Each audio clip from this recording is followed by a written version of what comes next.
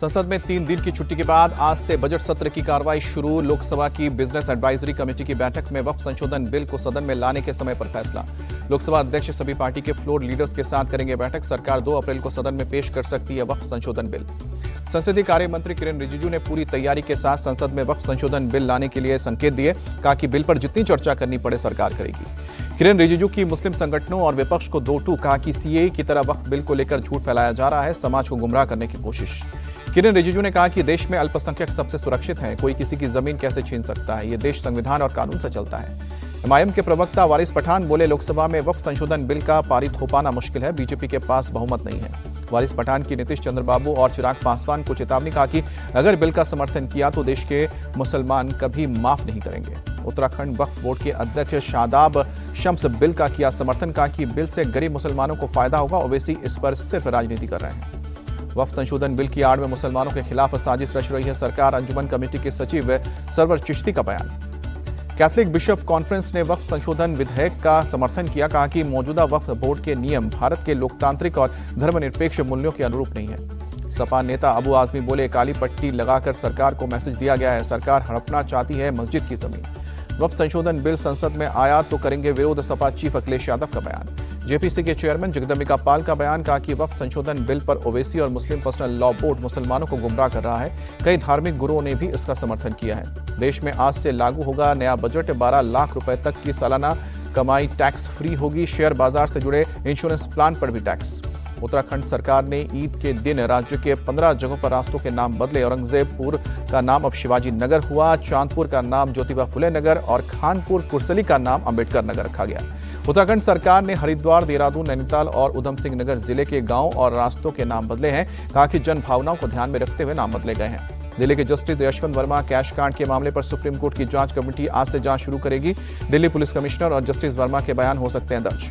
दिल्ली विधानसभा में आज पेश की जाएगी कैग की 8वीं रिपोर्ट। विधानसभा अध्यक्ष विजेंद्र गुप्ता के मुताबिक वाहन वायु प्रदूषण पर होगी रिपोर्ट। विधानसभा अध्यक्ष ने बताया कि कैग की रिपोर्ट पर 2 दिनों तक होगी चर्चा। संबंधित विभागों से 1 महीने के अंदर एक्शन टेकन रिपोर्ट भी मांगी गई है।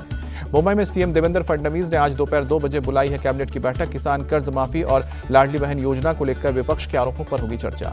सीएम फडणवीस राज्य की कानून व्यवस्था की समीक्षा भी करेंगे। राज्य की पर्यटन पॉलिसी पर कुछ अहम फैसले की संभावना।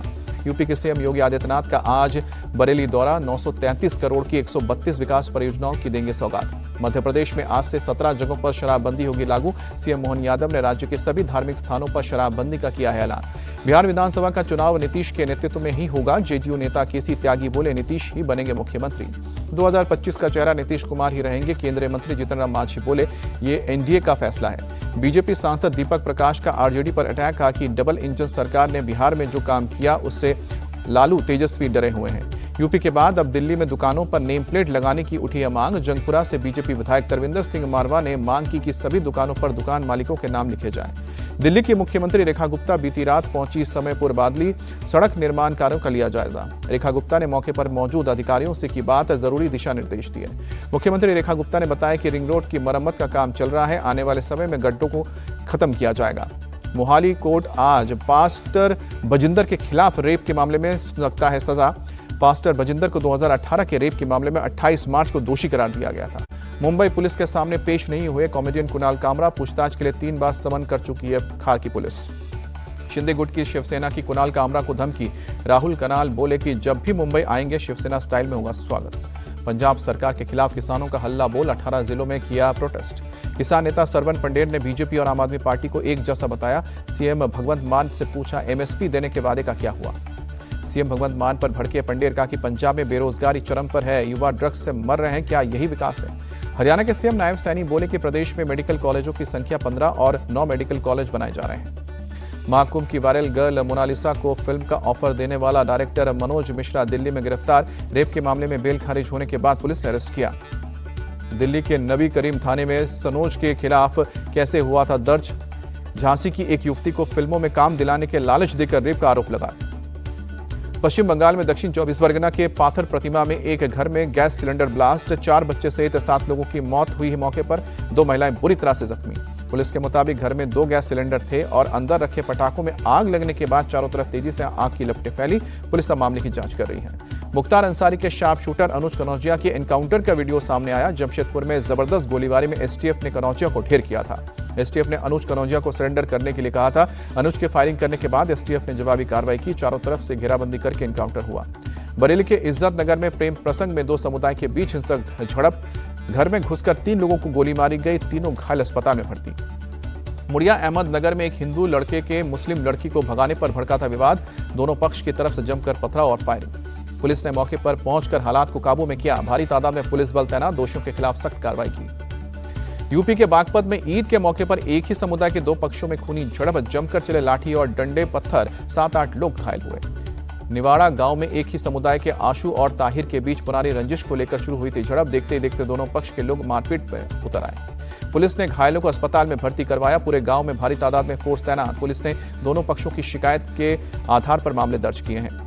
दिल्ली के नजफगढ़ में इंश्योरेंस फ्रॉड का मामला सामने आया। 2 करोड़ का इंश्योरेंस लेने के लिए सतीश कुमार नाम के शख्स ने अपने बेटे गगन को अपना बताया मुर्दा। आरोपी फरार। पुलिस के मुताबिक इंश्योरेंस के लिए 5 मार्च को फर्जी बाइक एक्सीडेंट करवाया।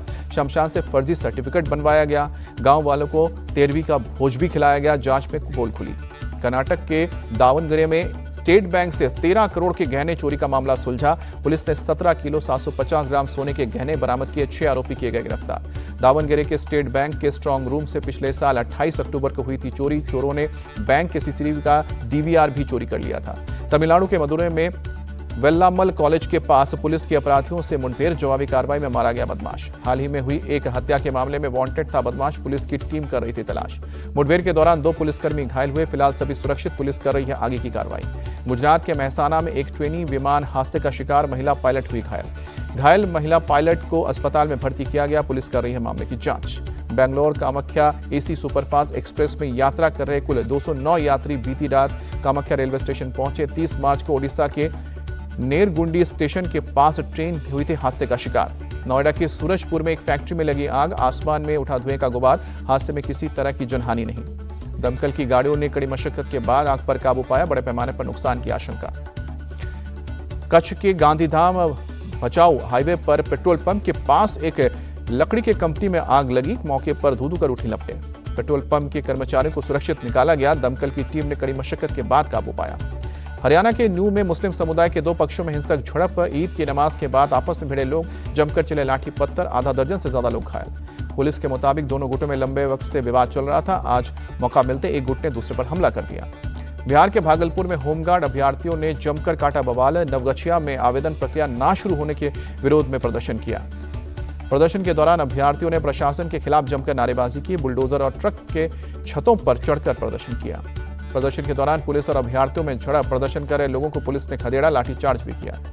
शिमला के चौरा मैदान में वोकेशनल टीचर्स का प्रदर्शन। अपने लिए स्थायी नीतियां मानने की मांग की। एमपी के छतरपुर में 2 करोड़ की शराब पर चला बुलडोजर। आबकारी विभाग की कार्रवाई के दौरान डीएम मौजूद रहे। नोएडा में लंबोर्गिनी कार हादसे के आरोपी ड्राइवर को जमानत। रविवार को गाड़ी से टक्कर लगने से 2 लोग घायल हुए थे। राजस्थान के हनुमानगढ़ में आपस में भिड़े व्यापारी। टाउन नई थान मंडी में जमकर चली लाठियां। 2 घायल हुए। दिल्ली में 27 करोड़ से ज्यादा की ड्रग्स बरामद की गई। दिल्ली पुलिस और एनसीबी के ज्वाइंट ऑपरेशन में 5 तस्कर भी गिरफ्तार हुए। गाजियाबाद के राजनगर एक्सटेंशन में पुलिस और बदमाशों में मुठभेड़। जवाबी फायरिंग में गोली लगने से बदमाश घायल। सलमान ने फैंस को ईद की शुभकामनाएं दी। घर के बाहर आकर फैंस का अभिवादन स्वीकार किया। मुंबई में सलमान खान अपनी बहन अर्पिता खान शर्मा की ईद पार्टी में हुए शामिल। कई फिल्मी सितारों का भी जमावड़ा लगा। एक्टर आमिर खान ने परिवार के साथ मनाई ईद। घर के बाहर आकर फैंस से मिले, ऑटोग्राफ दिए, फोटो भी खिंचवाई। पंजाब के लोगों को नशे के खिलाफ जागरूक करने के लिए गवर्नर गुलाब चंद कटारिया पद यात्रा करेंगे। 3 से लेकर 8 अप्रैल तक गुरदासपुर और अमृतसर में यात्रा करेंगे। Investment management company Vanguard Hyderabad में ग्लोबल कैपेबिलिटी सेंटर स्थापित करेगी। अगले 4 साल में 2300 लोगों को यहां पर हायर किया जाएगा। जम्मू कश्मीर के नगरोटा में कौलकौंडली मंदिर में एलजी मनोज सिन्हा ने पवित्र छड़ी यात्रा को रवाना किया। माधवपुर मेले की तैयारियां तेज। गुजरात और पूर्वोत्तर की विरासत का दिखेगा अनूठा मेल। ये मेला भगवान कृष्ण और रुक्मिणी के बीच विवाह का उत्सव है। एमपी के गुना में धूमधाम से मना फाग महोत्सव। केंद्रीय मंत्री ज्योतिरादित्य सिंधिया ने आदिवासी समुदाय के साथ डांस भी किया। पर्यटकों से गुलजार हुआ नैनीताल। देश के अलग अलग हिस्सों से पहुंचे लोग वोटिंग का लुत्फ उठाते नजर आए पर्यटक। खूबसूरत वादियों की जमकर तारीफ की। आईपीएल में आज लखनऊ सुपर जायंट्स और पंजाब किंग्स के बीच होगी भिड़ंत। लखनऊ में शाम को 7:30 बजे से शुरू होगा मुकाबला। पंजाब किंग्स के खिलाफ मुकाबले से पहले लखनऊ के ऑलराउंडर शहबाज अहमद ने भरी हुंकार, कहा कि हमने काफी अच्छी तैयारी की है, मुकाबले के लिए तैयार है। मुंबई इंडियंस ने कोलकाता नाइट राइडर्स को 8 विकेट से हराकर जीत का खाता खोला। मुंबई इंडियंस ने रिकॉर्ड 24वीं बार केकेआर को मात दी। अश्विनी कुमार की घातक गेंदबाजी के दम पर 116 रन पर ढेर हुई केकेआर की टीम लक्ष्य का पीछा करने उतरी। मुंबई इंडियंस ने 13वें ओवर में जीता मैच। डेब्यू मैच में शानदार प्रदर्शन के लिए प्लेयर ऑफ द मैच चुने जाने के बाद भावुक हुए अश्विनी कुमार, कहा कि ये मेरे लिए बहुत बड़ी बात है। राजस्थान और चेन्नई के मैच के बाद दिखा बेहतरीन नजारा। बैसाखियों के सहारे चलते हुए राहुल द्रविड़ से मिलने पहुंचे MS धोनी। दिग्गजों की मुलाकात का वीडियो सोशल मीडिया पर वायरल हुआ। सुरक्षा के कारणों के वजह से बदली गई IPL के लखनऊ कोलकाता के मैच की तारीख। रामनवमी 6 अप्रैल से होने वाले मैच को अब 8 अप्रैल को शिफ्ट किया गया। त्यौहार के कारण पुलिस ने सुरक्षा देने से मना किया था। लखनऊ सुपर जायंट्स के खिलाड़ियों ने लखनऊ में ईद मनाई। कुर्ते में नजर आए खिलाड़ी और कोचिंग स्टाफ। जहीर खान के साथ अब्दुल समद, शहबाज अहमद, आवेश खान खास अंदाज में नजर आए।